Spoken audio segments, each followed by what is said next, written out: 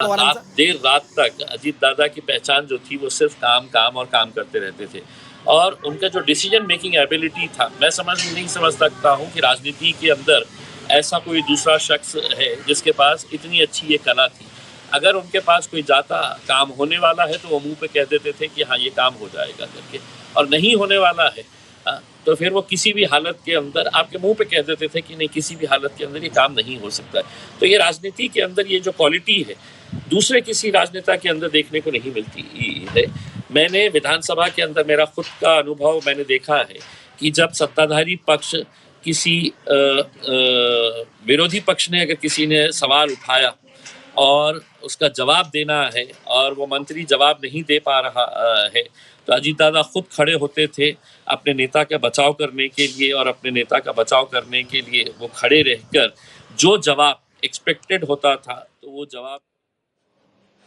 देखिए, अजीत दादा के निधन की वार्ता जब पूरे महाराष्ट्र में सभी को पता चली तो सभी महाराष्ट्र की जनता बहुत इस निधन पर बहुत दुख हुआ है सभी को। और अजीत पवार जी के बारे में सभी आप जानते हैं कि वो पूरे महाराष्ट्र को जानने वाला एक नेता थे। हर समस्या के बारे में उनको पता था, किस तरीके से उसमें इलाज करना, किस तरीके से वहाँ पे डेवलपमेंट करना, इसके बारे में उनकी जो जिस तरीके की पहचान थी। मैं उनके साथ एमएलए करके भी रहा हूँ, उनके साथ मैं मिनिस्ट्री में भी रहा हूँ, तो मैंने देखा है कि अजीत पवार एक ऐसा नेता है कि हर ब्लॉक या डिस्ट्रिक्ट या गांव को जानने वाला। पवार साहब के बाद उनके पार्टी में एक में अजीत पवार का नाम लिया जाता था। जब हमारा अलायंस होता था तो अजीत पवार जी और हम साथ में बैठकर कांग्रेस राष्ट्रवादी के बारे में चर्चा करते थे। उसी से हमको पता चलता था कि बहुत ही बारीकी से मालूमात रखने वाला जो नेता है वो अजीत पवार है। ऐसे नेता का निधन होना हमारे लिए बहुत ही दुखद घटना है, पूरे महाराष्ट्र की जनता के लिए बहुत दुखद घटना है।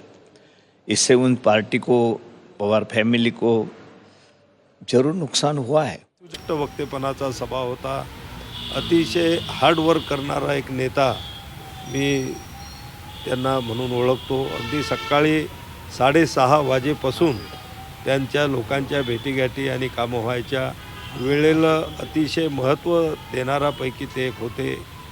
आणि स्पष्ट वक्ताबद्दल जर झालं तर अगदी कोणी असेल, काम होण्यासारखं असेल तर ताबडतोब फोन करून किंवा एका मिनिटामध्ये ते कोणाचंही काम करून द्यायचे, आणि न होण्यासारखं असेल तर अगदी स्पष्ट सांगायचे की हे काम होणारं नाही, तू याच्यासाठी माझाही वेळ घेऊ नको, तुझाही वेळ खर्च करू नको। म्हणजे इतका सरळ, स्पष्ट आणि मोकळ्या स्वभावाचे ते होते।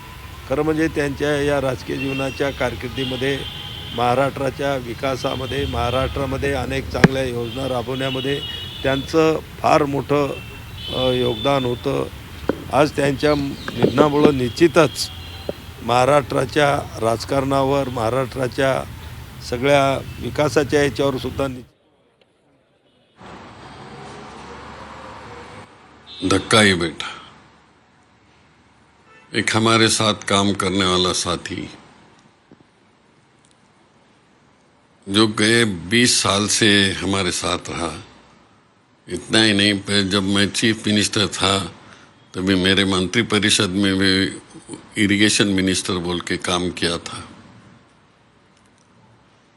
और एक सज्जन, स्वभावशील, सबको मदद करने वाला कार्यकर्ता, इस तरह की उनकी पहचान थी।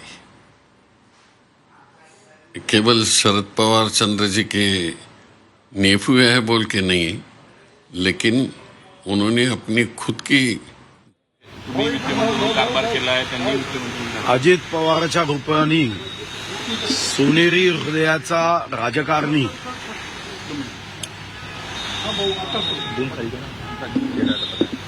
अजित पवारच्या रूपाने आम्ही सर्वांनी एक सोनेरी हृदयाचा राजकारणी, ज्यांना त्यांच्या पक्षातलेच नव्हे तर महाराष्ट्राच्या राजकीय पक्षाचा कार्यकर्ता दादा म्हणून ओळखायचे असा निर्भीड वक्तशीरपणाचे धनी असणारे दुर्मिळ राजकीय नेते म्हणून अजितदादाकडे बघितलं पाहिजे.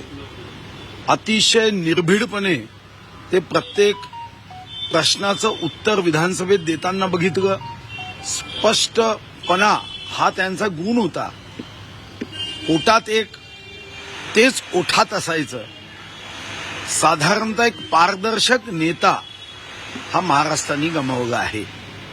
त्यांच्या पक्षातल्या कार्यकर्त्यांनी दादांचं नेहमीच समर्थन करत दादाला आपल्या कुटुंबातला एक सदस्य मानलं आणि अचानकपणे अशी घटना या महाराष्ट्राच्या प्रत्येक हृदयामध्ये एक दुःखाची किनार निर्माण करून गेली आहे. हा सोनेरी हृदयाचा माणूस नेता आम्हा सर्वांच्या मनात आज नाही राहिला याचं दुःख प्रत्येक राजकीय पक्षाच्या कार्यकर्त्यांना आहे. एक मोठी उणीव महाराष्ट्राच्या राजकारणात त्यांच्या जाण्याने निर्माण झाली आहे. कुटुंबावर तर आघात झालाच, पण त्यांच्या पक्षातले कार्यकर्ते, महायुतीतले कार्यकर्ते आणि महाविकास आघाडीच्याही कार्यकर्त्यांशी त्यांचा जो संवाद होता, जी सहृदयता होती, मैत्रीची भावना जोपासण्याची त्यांची वृत्ती होती, निश्चितपणे एक मोठा आघात महाराष्ट्राला झाला. सुधीर भाऊ, तुम्ही विरोधी पक्षात असताना, सत्ता पक्षात असताना, अगदी सरकारमध्ये असताना अजितदादांसोबत काम केलेलं आहे. त्या आठवणी म्हणजे तुम्हाला आता खूप आठवणी आहे. म्हणजे कॅबिनेटमध्ये कधी कधी एखाद्या मुद्द्यांवर मतमतांतरे असायची आणि तेव्हा अनेकदा त्यांचं आणि माझं मत एक असायचं.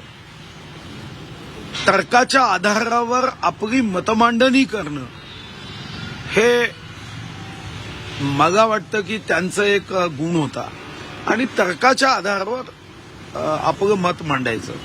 आता माझी आत्ताची ताजीच आठवण की तुम्हालाही माहिती आहे की ते नेहमी म्हणायचे की आता सध्या आपल्यात दायित्व जास्त आहे, आपल्या कामाचा जो व्याप आहे त्यासाठी लागणारा निधी अपुरा आहे. पण मी सहज आमच्या मतदारसंघाच्या एसएनडीटी युनिव्हर्सिटीच्या संदर्भात मी सहज त्यांना म्हणतो, दादा शिक्षण महत्वाचं असतं ना, आम्ही मुलींसाठी एसएनडीटी युनिव्हर्सिटीचं केंद्र करतोय. एका सेकंदामध्ये त्यांनी मागच्या जुलैमध्येही 100 कोटी दिले आणि डिसेंबरमध्येही 100 कोटी दिले. म्हणजे त्यांना याची जाणीव होती की टंचाई आहे, आर्थिक अडचण आहे, पण शिक्षण हा महत्वाचा गुण आहे. एक सेकंद सुद्धा गावला नाही. हा त्यांच्या मनाचा मोठेपणा आहे. बघा भाऊ, वित्तमंत्री म्हणून त्यांनी काम केलं आहे, तुम्ही काम केलेलं आहे. एकंदर त्यांचा स्वभाव कसा राहिलेला आहे तुमच्या या सगळ्या अनुभवात? नाही, वित्तमंत्री म्हणून एक तर निश्चितचपणे आहे की आपल्या अर्थकारणाला नाही म्हणणारा वित्तमंत्री हवा असतो. प्रत्येक गोष्टीला होय म्हणता येत नाही. काही असे प्रसंग असतात की ज्यातून राज्याचं हित आणि त्याला लागणारा खर्च यामध्ये कुठेही ताळमेळ नसतो आणि अशा प्रसंगात समोरचा व्यक्ती कितीही मोठा असला तरी त्यांना गोड शब्दात नाही म्हणणं किंवा कठोर शब्दात नाही म्हणणं या दोन्ही गोष्टी अजितदादांना साध्य झाल्या होत्या आणि त्यातून आता राज्याची अर्थव्यवस्था योग्य मार्गावर येत होती. वो हिंदी में बताएंगे, आपने आपका प्रदीर्घ अनुभव रहा है, अजीत दादा को कैसे देखते हैं? अजीत दादा ये सोनेरी हृदय का एक दुर्मिळ प्रजाति के राजनीति के नेता थे. आप सोच सकते हो कि 90 से वो विधायक रहे हैं, बीच में सांसद भी रहे.